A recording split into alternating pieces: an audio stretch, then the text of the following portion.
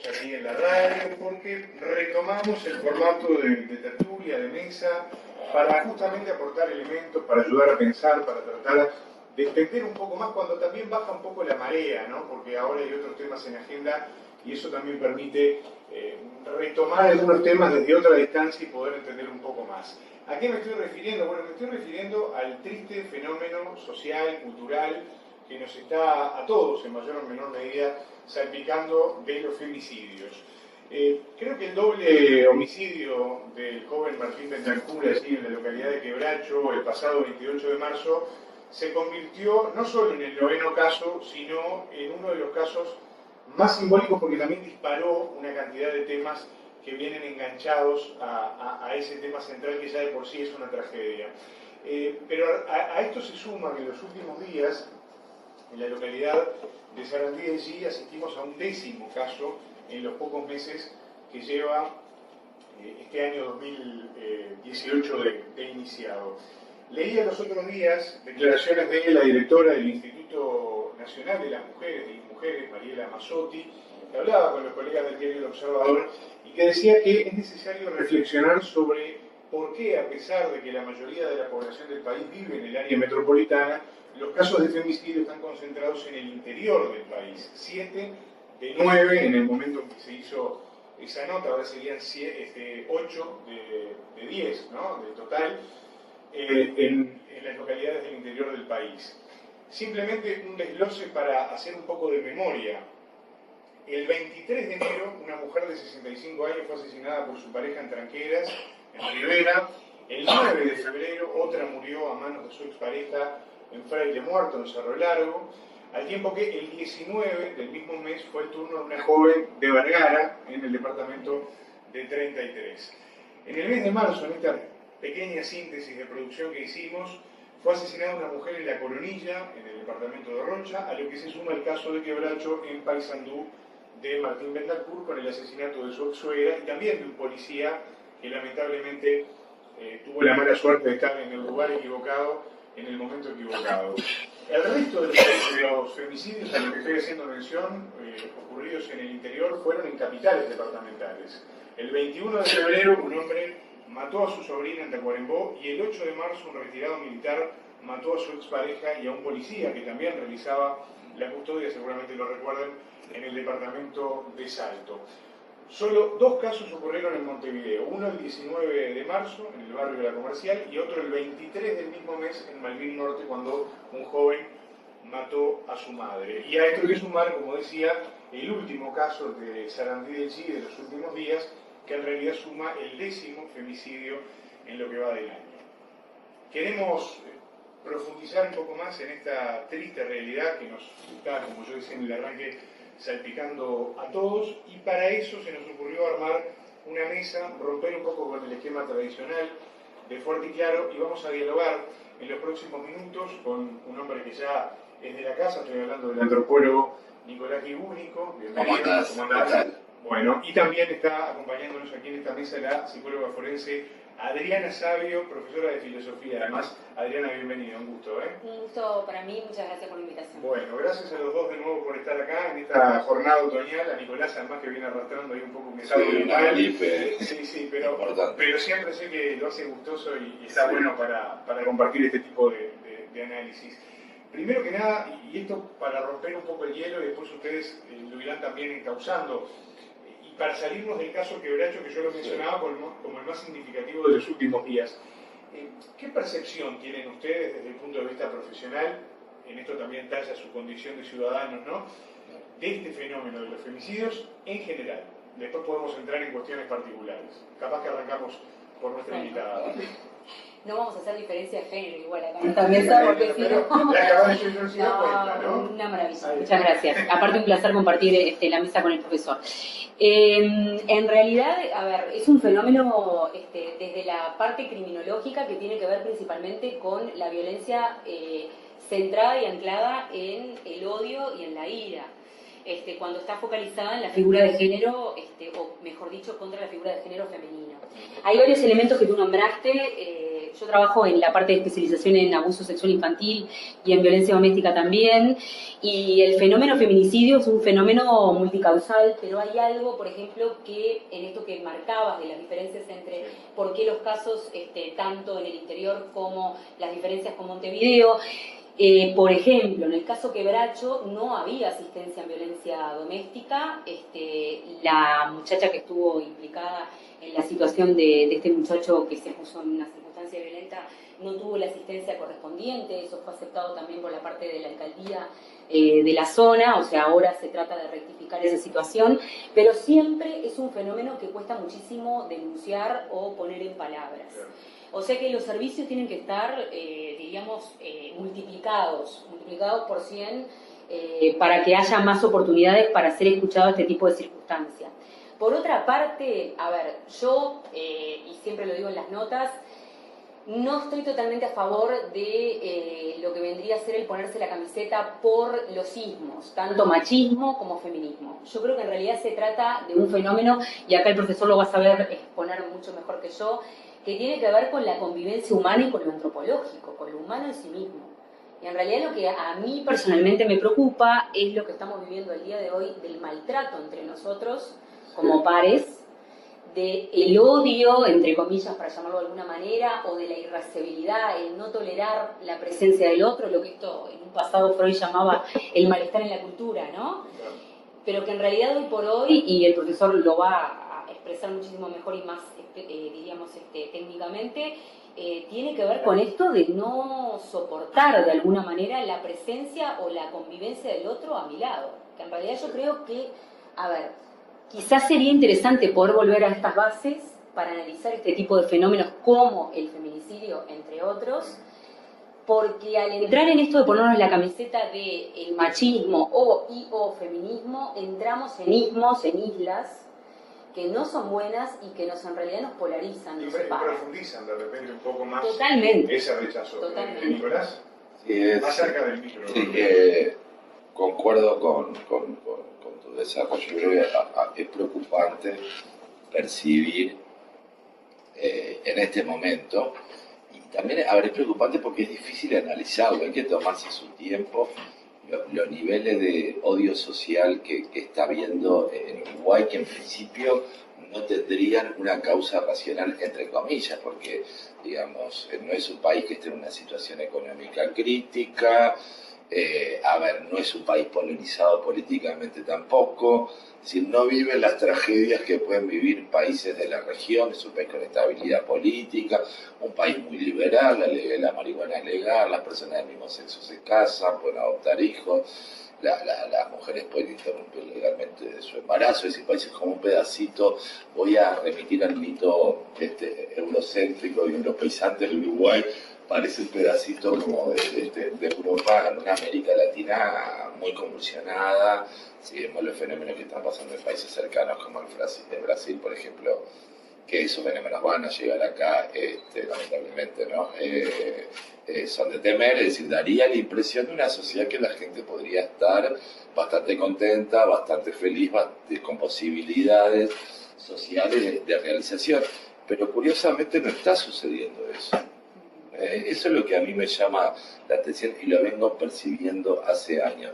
Es decir, hay más posibilidades para que las personas exhiban públicamente sus identidades de género, sus identidades sexuales, hay más atención en la diversidad étnico-racial.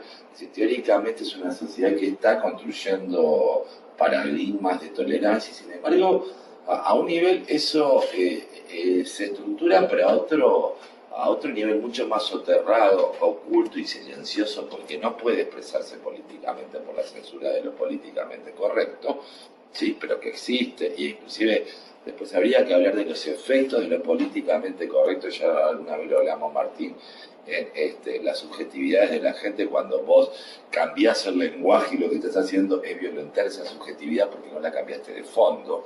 Entonces los efectos al principio parecen positivos, pero bueno, hablaste de Freud, Freud tendría mucho para decir de esto. Hasta los años las cosas empiezan a aparecer desde otro, o sea, tocaste un monstruo pero no sabes cómo tranquilizarlo. Sí, eso más o menos, y por eso yo creo que sería interesante que le hicieran de psicoanálisis las personas a veces que llevan políticas de este orden o activismo militante, porque a veces no se dan cuenta de las estructuras que movilizan y que después a veces no se pueden contener, y eso genera efectos sociales muy negativos. Sí, psicoanálisis criminológico, ¿no? Claramente. No uno percibe parte de la sociedad que inclusive ha mejorado económicamente, que ha habido ascenso socioeconómico importante, con niveles de frustración altísimos y niveles de tolerancia muy, pero muy bajos, inclusive de agresión directa. Un dato que voy a introducir también a esto que ustedes están analizando, porque estamos con esta charla, si se quiere, trascendiendo el fenómeno del femicidio, y eso creo que es lo más interesante de todo esto, es también esa suerte de, por utilizar un término que se usa mucho para cuando se habla de seguridad pública, ¿no? De sensación térmica, ¿no? Claro. Porque da la sensación térmica, entre comillas, de que este es un fenómeno que viene en aumento, ¿no? De hecho, esto se instala en la crónica policial y obviamente en los discursos de determinados sectores de la sociedad. Ahora, hay datos que son, por ejemplo, del Ministerio del Interior, puros y duros, ¿no? Que voy a animarme a aportarlos simplemente para poner algo más arriba de la mesa. En el 2017 hubo 29 femicidios, en 2016 24, en 2015 también hubo 29, así que ahí hay una oscilación. Pero si me voy más atrás en el tiempo, por agregar uno más, en 2010 fueron 33 las mujeres asesinadas. Entonces, ojo al golpe, esto tampoco empezó ahora, ¿no? Hola. Sí, no. A ver, le voy a hacer un planteo y él, o sea, en 2010 en realidad tenemos todo el tema de la crisis también, o sea, había la presencia de una crisis socioeconómica que generó, diríamos, alteraciones culturales también, y cuando hablo culturales, por lo menos desde mi disciplina, ¿no? Lo que tiene que ver con los valores, diríamos, la circunstancia de cómo el uruguayo vive los valores o los piensa con respecto a él y a los otros, ¿no? Que me parece que es importante. Y el 2010 también es una fecha clave, como vos estabas compartiendo con los observatorios, en el observatorio, por ejemplo, que analiza el fenómeno del suicidio. Sí. También es, diríamos, un indicador ese año donde se alteraron muchísimo los valores de uruguayos que se autoeliminaban.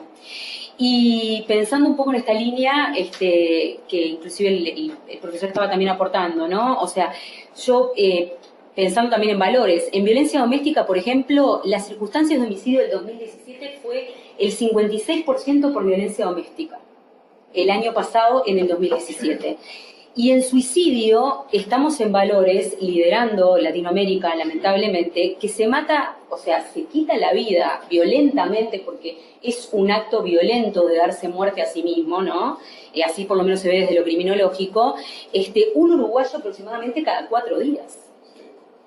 Entonces, estos valores tienen mucho que ver con esto que planteaba el profesor, ¿no? El concepto de la tragedia, o sea, ¿cuál es la percepción del uruguayo de lo dramático?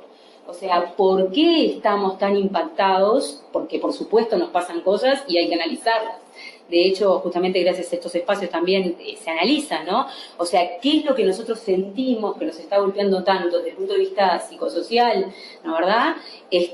Para estar haciendo lo que estamos haciendo, porque lo que se están registrando son o dar muerte, en los casos de feminicidios, a determinado población, grupo etario o género, o si no, darse muerte a uno mismo. Darse muerte y en condiciones muchas veces y en condiciones muy violentas, terribles, ¿no?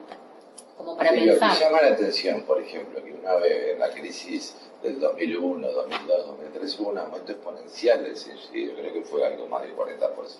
Exacto. Y uno dice, bueno, es razonable, mucha gente perdió el trabajo, mucha gente tenía empresas y se había endeudado, qué sé yo, habría como, el suicidio también es multicausal, pero habría, digamos, como si uno lo mira poco, una explicación socioeconómica bastante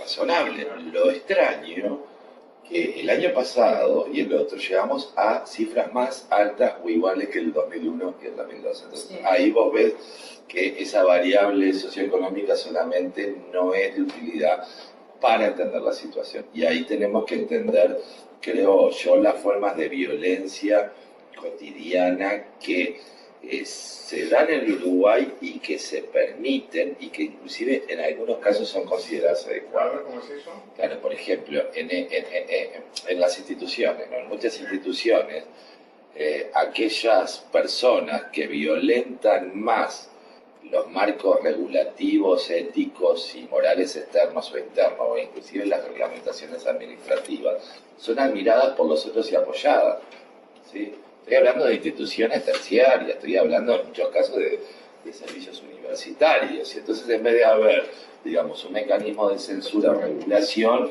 hay un apoyo, ¿sí? Por ejemplo, ese es un caso clarísimo. La situación de no reconocer la modalidad de violencia. En una época se hablaban de crímenes pasionales, Sí. y bueno, después de la lucha en los movimientos sociales, y ahí el feminismo fue bien importante, se empezó a hablar de violencia doméstica, y después con diferentes tonos, de acuerdo a la corriente, violencia de género, violencia machista, etcétera, etcétera, etcétera. O sea, se sacó, obviamente que hay pasión en el asesinato, no queda la menor duda que cuando un hombre mata a una mujer, hay pasión en ese Es asesinato. porque le interesa en un sentido negativo, pero En le un sentido interesa. negativo, es como para apropiarse de ella o en todo caso para que no se apropie nadie más. Pero, entre otros elementos, que haya pasión no quiere decir que sea un crimen íntimo o privado, aunque puede tener esa característica socioespacial, digamos, sino que está atravesado por un conjunto de códigos de moralidades, digamos, presentes en el mundo, de construcción de qué es ser hombre, de qué es ser mujer, de qué se puede permitir a una mujer, de qué se puede permitir un hombre, de qué dirán los vecinos, qué dirá el pueblo, Bueno, que es un elemento fundamental. En el caso de Quebracho quedó absolutamente demostrado, ¿no? Claro. Este caso es paradigmático en ese sentido, ¿no? En esa construcción de qué se espera del hombre, qué se espera de la mujer Exacto. y qué dirán de mí, ¿no? ¿Qué dirá? Y qué valida, por ejemplo, una comunidad frente a determinado tipo de Totalmente. comportamiento. En el caso, por ejemplo, del tema del acoso laboral, que es algo que recién está empezando a visibilizarse en el Uruguay, es una de las causas de suicidio más importantes. Un porcentaje alto de ese acoso ocurre en oficinas del Estado. Sí. Entonces que hay que asumir que el Estado es acosador. Y la práctica de muchos jefes y gestores es acosar a los funcionarios subordinados, y muchos funcionarios, digamos, en esa jerarquía que estaría a un nivel de subordinación, también se dedican, a veces por obtener prebendas o por locuras propias, a acosar a su jerarquía. Sin embargo, así como no estaba presente el tema del crimen pasional, te dicen, no, lo que pasa es que es autoritario, tiene un carácter fuerte. No, es un acosador.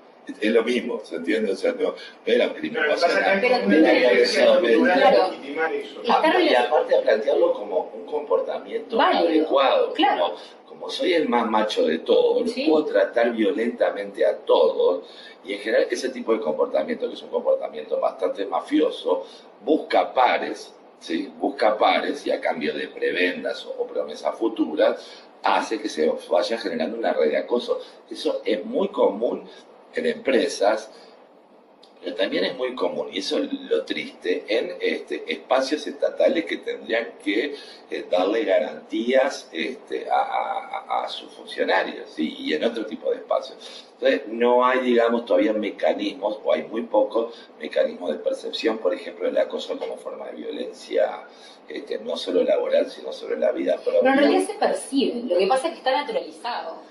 Bueno, Ahí es lo creo mismo. que es lo que vos planteabas, ¿no? O sea, ahí Era como llegas el a... acoso sexual. ¿Viste? Sí, Una está época, naturalizado por socialmente. ejemplo, claro, eran oficina de hombre. Entraba una mujer y todos lo miraban de una manera particular, Claro. y la mujer tenía que irse adaptando a cómo Claro. convivir en un mundo de hombres, ¿no? Inclusive sugerencias, bueno, todo el tema del acoso sexual, que es un tema también extremadamente delicado, empieza también a ingresar a la agenda del mundo laboral, sacando digamos, toda esa visión fóbica anglosajona en relación al acoso sexual, que creo que los hace muy infelices a ellos. Pero tiene que ver también con el odio entre los pares. O Tiene sea, que con ver el el no odio, aceptarse. Exacto. Con en realidad el naturalizar elementos artificiales que hacen a esto de si yo soy hombre, capaz que tengo más poder dentro de un ámbito laboral que una mujer, porque en algunos espacios laborales Claro. hoy por hoy se sigue pensando así, o tenerle respeto, diríamos, al que acosa para que no me acose a mí, También. que es un fenómeno propio del moving, También. digo, porque lo encontrás también en ese aspecto.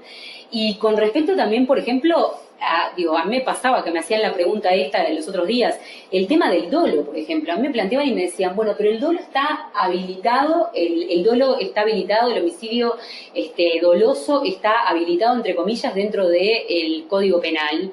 Y yo lo que le planteaba era que esté nominado e identificado no es sinónimo de que sea un atenuante frente a la persona que lo comete, porque ahí yo creo que aparece desde esta cosa que es como un ápice muy delicado, desde la percepción social, como que, bueno, si está identificado como figura penalizable, entonces supuestamente al ser un atenuante hay una distancia muy corta a que sea un fenómeno naturalizable y esperable. Entonces supuestamente es esperable. Me lo planteaban con respecto al caso de Quebracho, ¿no? Y también entender esto de que hay distintas lógicas, o sea, la lógica de lo legal, yo me canso de explicar, no es lo mismo que la lógica de la víctima. La víctima nunca va a poder encontrar reivindicación de su vivencia de víctima en el Código Penal. El Código Penal está pensado criminológicamente para evitar que la población linche a la persona que comete el crimen. Entonces, el elemento de dolo, por ejemplo, está explicado desde ahí, no que porque el código lo tenga instalado esté entonces avalado y esté entendible, porque justamente el comportamiento de mucha gente, ¿no? Planteaban y decían, bueno, parece que había terceros en el vínculo de Quebracho, aparentemente por el lado de la chica o por el lado del varón, y por consiguiente entonces sería un disparate, ¿no? Esto justificado, porque también está amparado por dolo en la figura penal, lo cual me parece descabellado, pero también me parece que es interesante el plano antropológico para poder analizar por qué como sociedad interpretamos estas cosas frente a la violencia, la que planteaba el profesor, ¿no? La violencia que puede expresar el Estado cuando caen determinadas violencias en el ámbito laboral, por qué interpretamos lo que interpretamos frente a distintos ámbitos de violencia aplicados en distintos aspectos que terminamos tomando como la ley revelada y por qué no podemos funcionar de otra manera. Nos va quedando casi media hora de esta mesa y quiero... Igual vuela el tiempo, como uno siempre quiere como decir algo más. Está bueno que haya tiempo, porque viste que la radio y televisión siempre está... Cuando dijo nos va quedando, dije, ahora dice 5 minutos. Todavía tenemos tiempo. Pero yo quería colocar arriba de la mesa de forma más explícita de lo que ustedes ya lo pusieron en todo esto que estaban hablando ahora, este fenómeno particularmente que se dio en Quebracho, que fue hiperdebatido en los medios de comunicación, que es el fenómeno de la inversión de la culpa. Que va de la mano con muchos de todos estos elementos que ustedes estaban dando. ¿Por dónde quieren arrancar? Porque ahí está también bien hay un nombrado. elemento que es interesante. Bueno, a ver, la inversión de la culpa está vinculada a muchas cosas. Yo en realidad lo que voy a hacer es decodificarlo desde lo criminológico y de lo que es la psicología criminal crítica. El elemento culpa es, digamos, el concepto culpa es un concepto religioso, de alguna manera, ¿no? O sea, si nosotros lo traspolamos a un plano que tiene que ver más con la culpa en lo criminal, entramos a tener conflictos y problemas como los que pasan al día de hoy. Un poco era lo que yo estaba señalando hace un ratito, o sea, encontrarse con esto de planteamientos de personas que muchas veces lo hacen así en los medios, de plantear que, bueno, que como en las parejas había problemas internos de vinculación, es entendible determinados comportamientos violentos, es bastante complicado. Desde el punto de vista victimológico y forense, la culpa, entre comillas, para llamarlo de alguna manera, está presente en las dos partes. Las dos partes están involucradas, pero a mí es un concepto que no me gusta desarrollar. A mí me gusta más hablar de responsabilidad. Yo creo que en los vínculos de pareja las dos partes tienen responsabilidad y en estos casos las dos partes tienen responsabilidad, más allá de que el desenlace haya sido terrible como lo fue, ¿no? ¿Verdad? Que nadie lo eligió así, ¿no? Entonces, creo que hay que empezar como a desarmar este concepto de la culpa porque si no entramos como en estos intersticios de naturalización social, de decir, bueno, pero entonces como el varón se sentía engañado, es natural y es entendible que haya cometido el disparate que cometió. Yo creo que a ese tipo de callejones sin salida no podemos caer, y menos como un elemento de argumento o justificativo de disparates así como los que estamos viviendo. Por eso justamente un poco la idea, cuando planteé lo del tema de poder empezar a pensar el odio y la ira, y mejor dicho el maltrato a la que todos nos anteponemos en esta sociedad hoy por hoy entre uruguayos, viene por ahí también, o sea, empezar a desarmar esto, ¿no? Porque si no, uno queda como escondido atrás de esto, el concepto culpa, el concepto que trae otros conceptos aparejados y que enturbia un poco de qué se trata la cuestión. Acá lo que hay es responsables. Inclusive desde el punto de vista jurídico y penal se trabaja siempre con responsables. La persona es o no es responsable de determinada figura condenable.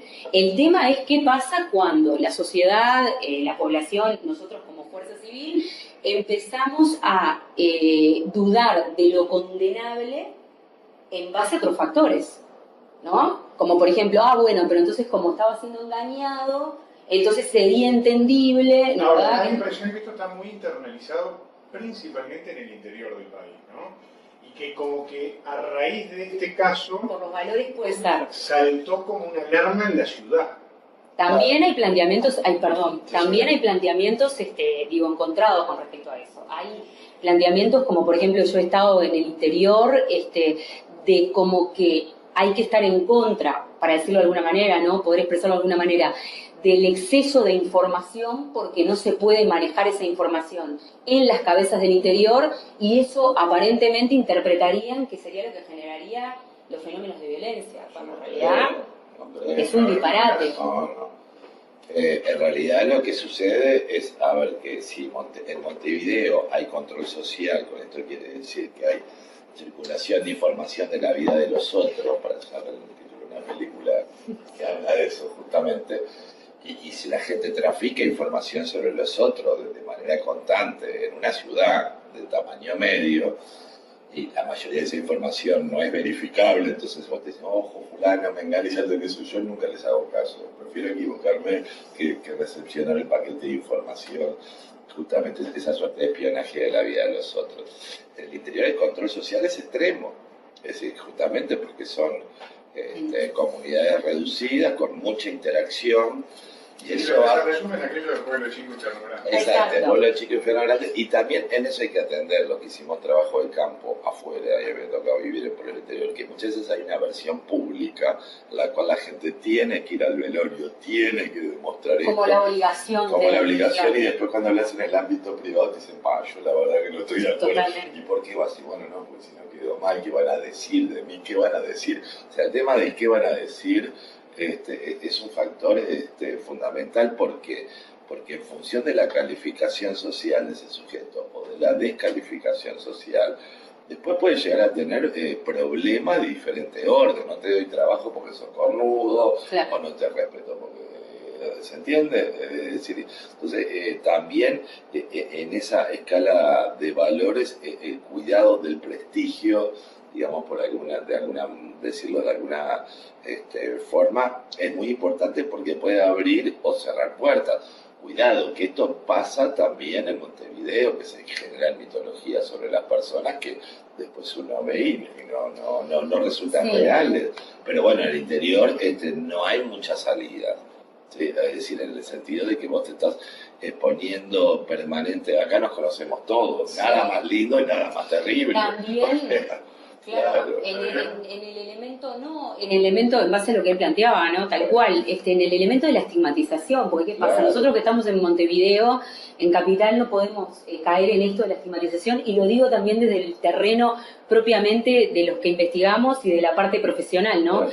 Yo me he encontrado con planteamientos de colegas que expresaban públicamente que el muchacho de Quebracho no tenía o no contaba con los elementos psicológicos necesarios para poder hacerse cargo de que su pareja no quería seguir más con él, y que eso supuestamente había hecho, o sea, que esta chica le hubiera dicho que no quería continuar, había ocasionado o había detonado en él que él hubiese cometido lo que hubiese cometido. A mí me parece que eso a ver, es muy delicado desde lo que vendrían a ser nuestras voces en la parte, diríamos, de asesoramiento y la parte técnica, y también es muy segregador, porque en realidad todos, humanamente, tenemos los elementos y contamos los elementos como para poder comprender circunstancias donde participa directamente el elemento de la violencia.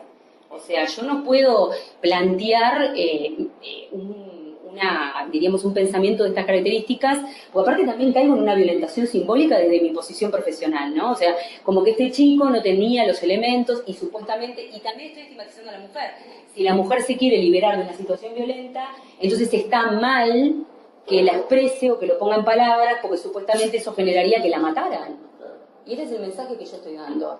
Y a mí me parece completamente errático, es un mensaje errático, pero aparte menosprecia también la capacidad que tenemos todos, más allá de que estemos viviendo en el interior o estemos viviendo acá en Montevideo. Entonces, creo que estos elementos son como muy importantes de poder empezar como a desarrollar y también a tomar conciencia, porque también hay mucho miedo en el interior. Está esto como de no vamos a difundir o no vamos a darle elementos ni a las mujeres ni a los varones que sufren violencia, que también hay varones que sufren violencia de género y doméstica dentro de los núcleos, porque si le damos elementos, quizás eso detone que la pareja violenta los mate. Esto es como, o sea, no. Muy descalificador también, es como considerarlo personas aminoradas que no habrían llegado a un proceso civilizatorio. Sería más o menos la visión que tendría un británico, un alemán o un norteamericano medio sobre nosotros. No están en condiciones de hacer lo mismo. Lo que estamos haciendo infantilizar la posición. Exactamente, infantilizarla. Hay muchas cuestiones, porque yo creo que el tema del femicidio obviamente que es súper importante en términos de regularidad, o de cómo se da el tema del suicidio también es extremadamente importante. Pero yo creo que son, digamos, como fenómenos relevantes en sí mismos, pero que también reflejan, digamos, situaciones de violencia colectivas y de convivencia, y de formas de convivencia que no hemos llegado o no hemos logrado desarrollar o madurar todavía. Y como estamos en ese proceso de mutación civilizatoria, para llamarlo de alguna forma, muchas veces en esos momentos es que explotan las situaciones de violencia y después obtienen cierta regularidad. Por ejemplo, el caso de la sociopatía, que está bastante bien estudiado. Bueno, ¿dónde uno encuentra a los sociópatas?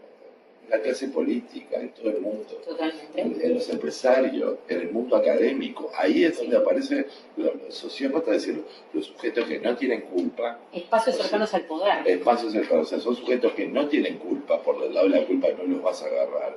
No son interpelables de ninguna forma, o sea, no hay manera de interpelarlos de ningún discurso. Son sujetos poséticos con sus subjetividades absolutamente poséticas, que no les importa nada y que son capaces de hacer cualquier cosa, de desdoblarse, de transformarse. Son gente muy interesante para estudiar, ¿no? Para y acosadores por naturaleza. Y acosadores y manipuladores por naturaleza, no hay manera, porque yo te doy algo, pero yo te lo digo. Digo, tenés que acordarte de eso, yo te lo voy a acordar. Nosotros prácticas institucionales muy normales.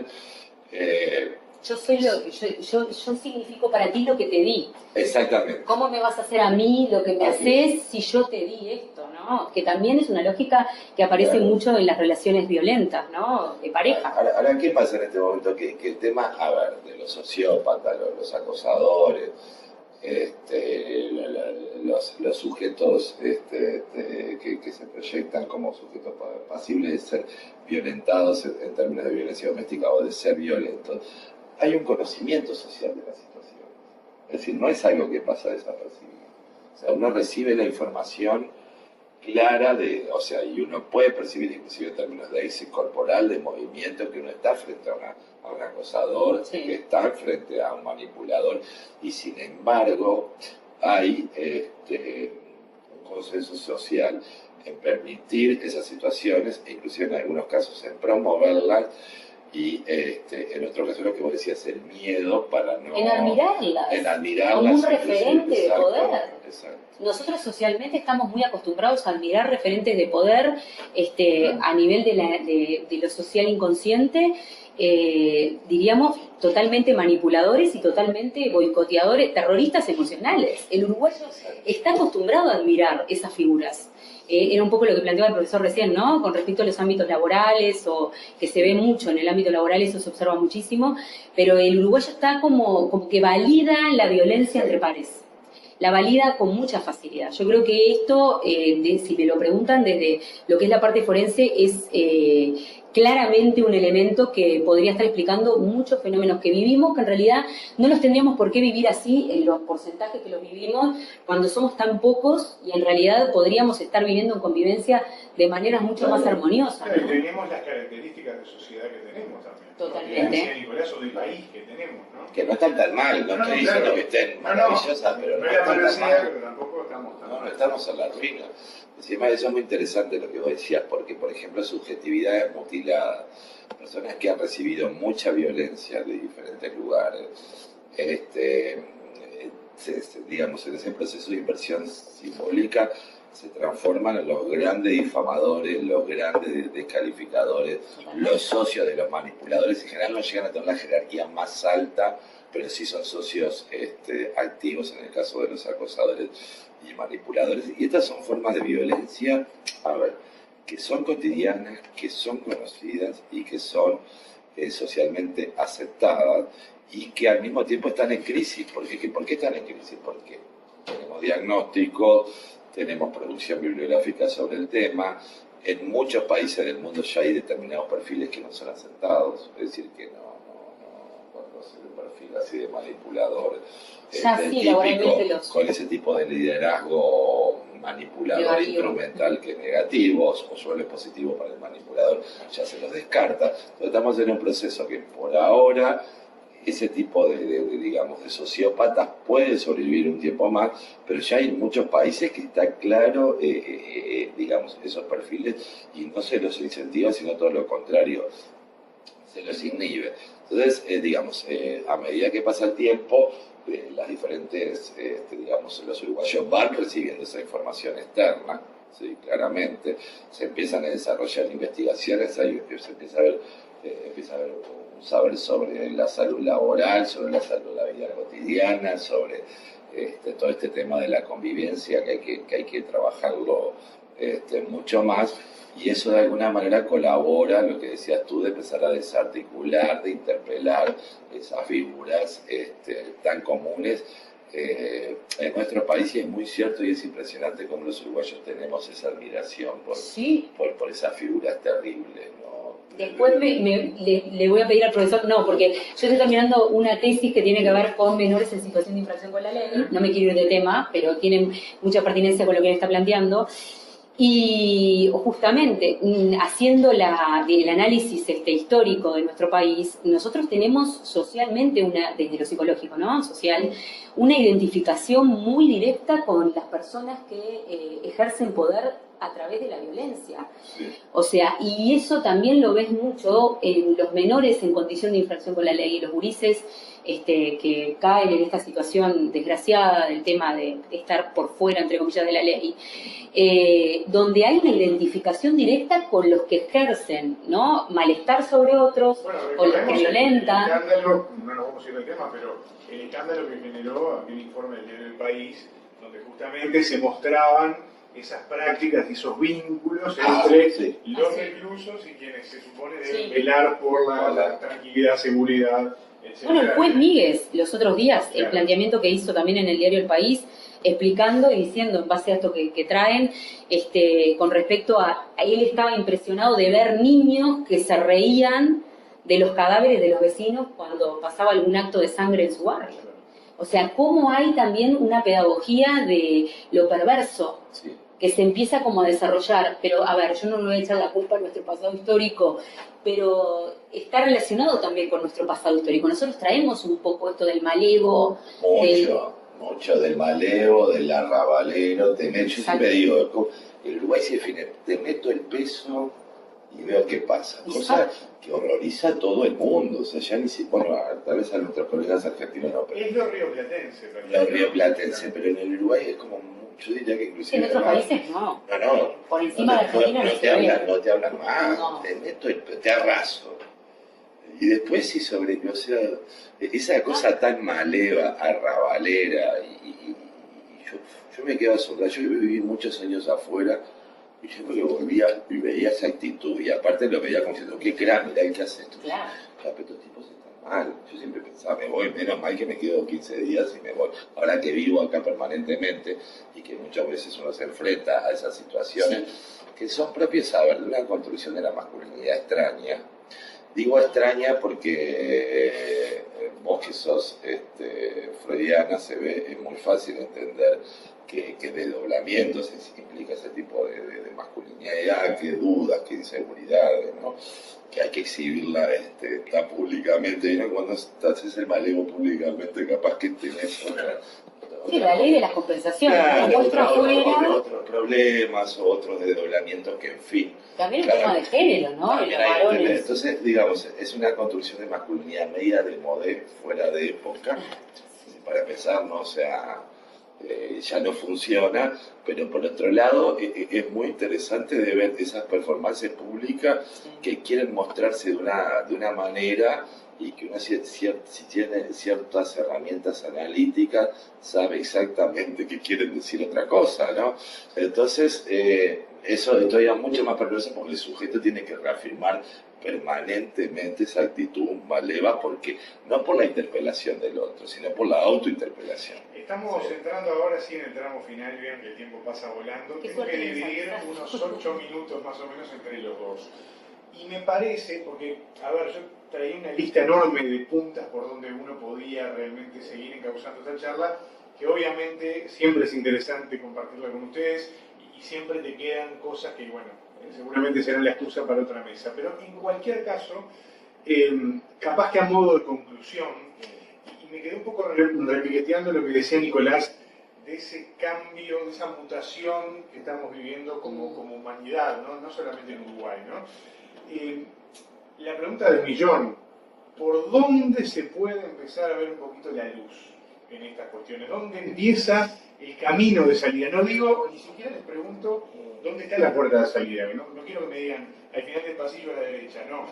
¿Dónde empieza de a poquito uno a darse cuenta que esa es la calle que uno tiene que tomar para decir, acá realmente es algo? Porque da la impresión, yo por lo menos lo digo desde la total ignorancia, en este caso hablo como un ciudadano de a pie, como le gusta decir a algunos, ¿no? A mí me da la impresión que estamos estancados en esto. Y que ese momento de explosión del que hablaba Nicolás hace un rato va a demorar un tiempo largo. Es más, por momentos no sé si yo o ustedes lo vamos a ver. Miren lo que les digo. Sí. Capaz que es muy muy pesimista, probable. pero es una sensación que uno tiene. Le propongo un ejercicio. Navidad, fin de año, se juntan varias generaciones. Siempre. ¿No? Por lo menos 3. Por lo menos entonces, Claramente, las moralidades han cambiado tanto que uno ya sabe que la gente entre 70 y 80 y algo va a pensar determinadas cuestiones. Que los chiquilines que andan entre 15 y 20 y algo van a... Todas previsibles, no estoy diciendo que no sean previsibles, que no se hayan sido modeladas socialmente. Entonces, a mí me pasó el año pasado en la vida, el cruce de diálogos y la incomprensión mutua es radical, porque ¿qué pasa? Unas personas se criaron en un mundo que le dijeron, esto es bueno, esto es malo, esto más o menos, y estos chiquilines se criaron en un mundo que también les dice, esto es bueno, es malo, o más o menos. Cualquiera de los dos mundos son relativizables.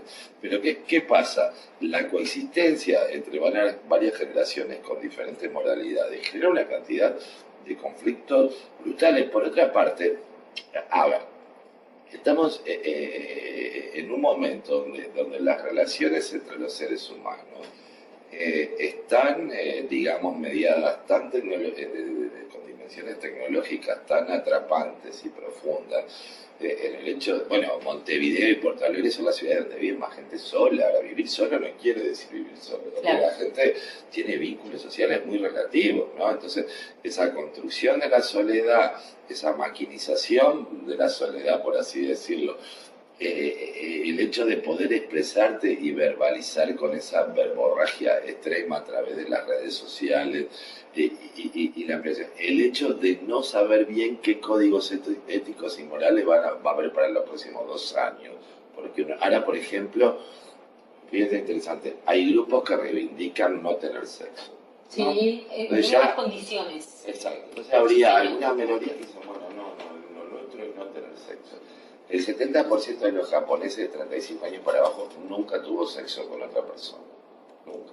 O sea, que es un problema para la tasa de natalidad y ahí el gobierno interviene. Eso implica, yo tuve 2 veces en Japón y sostengo que lo que pasa en Japón, aunque sea lejos, pasa el tiempo en Europa y un poco más de tiempo llega acá. Pero es decir, hay toda empieza a haber una relación fóbica, pero muy fóbica, entre los seres humanos y una desconexión emocional y afectiva, que es eso lo que hay que trabajar.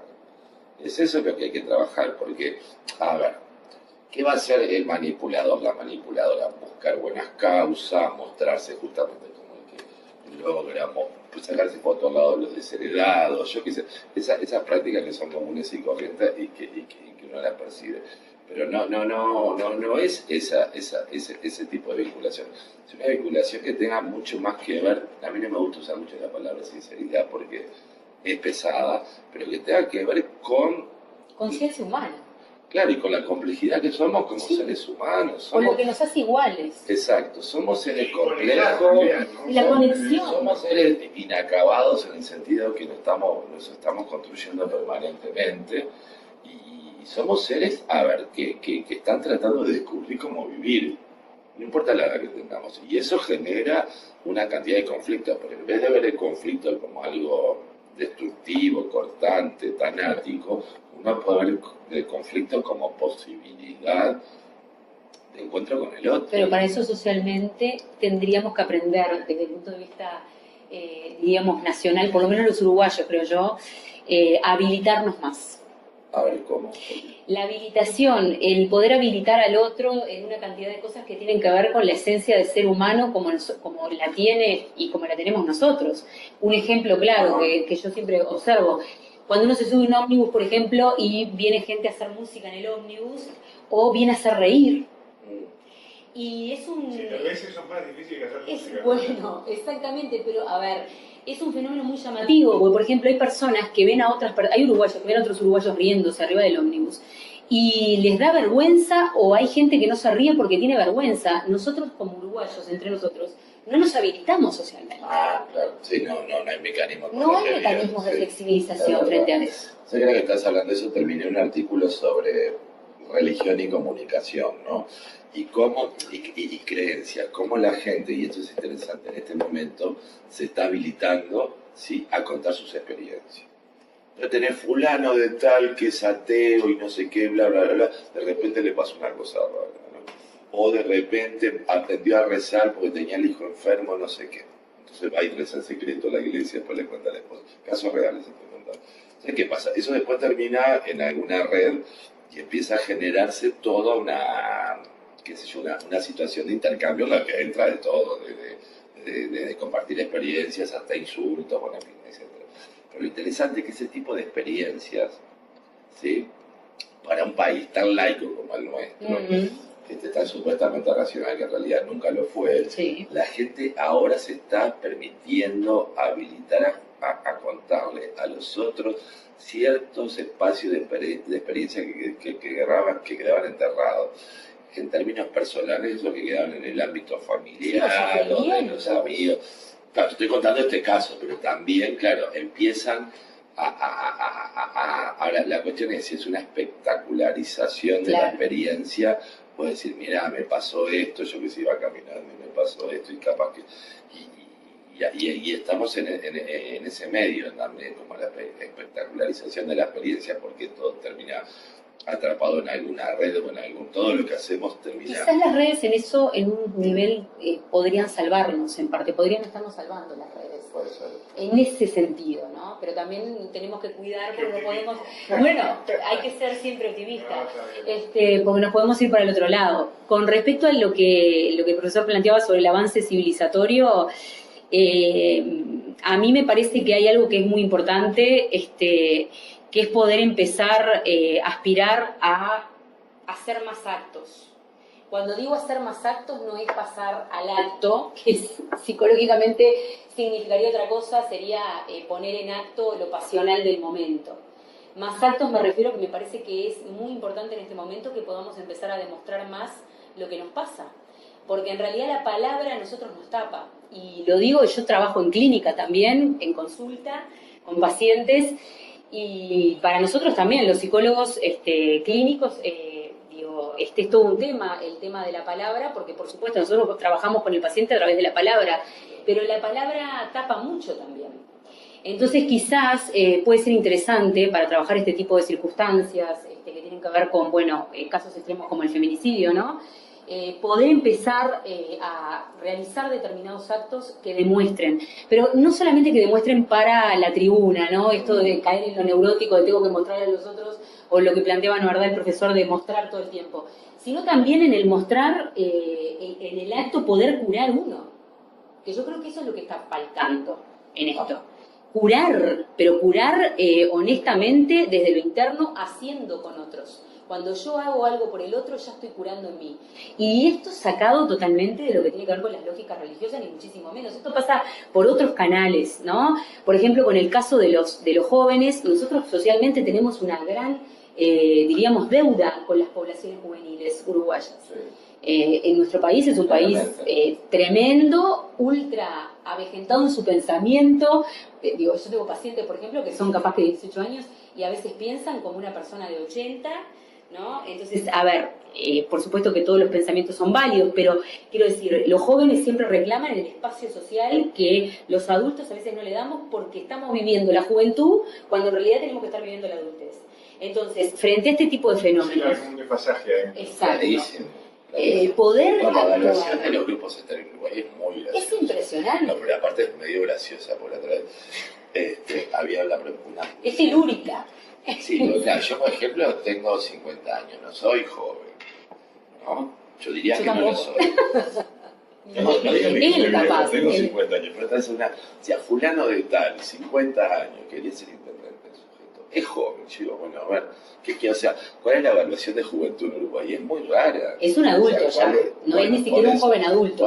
¿Cuándo se empieza a considerar que tenés idoneidad para hacer tal o cual tipo de cosas? Entonces también en esa, digamos, expulsión de las poblaciones jóvenes de determinados lugares, ahí tiene que ver con relaciones de poder, claramente, ¿no? Y relaciones de aparece en la Constitución, ¿no? Para empezar. Sí, claro. Y procesos de infantilización que a veces son sí, y inclusive que también lo observás en el plano laboral, por ejemplo, ¿no? O sea, te encontrás con que gente, por ejemplo, en Europa, que tiene capaz que más de 70, está hoy haciendo determinadas actividades laboralmente, que hoy acá, hoy por hoy, jóvenes, adultos jóvenes, ¿tá?, de más de 25, es lo único que pueden hacer para salir adelante laboralmente.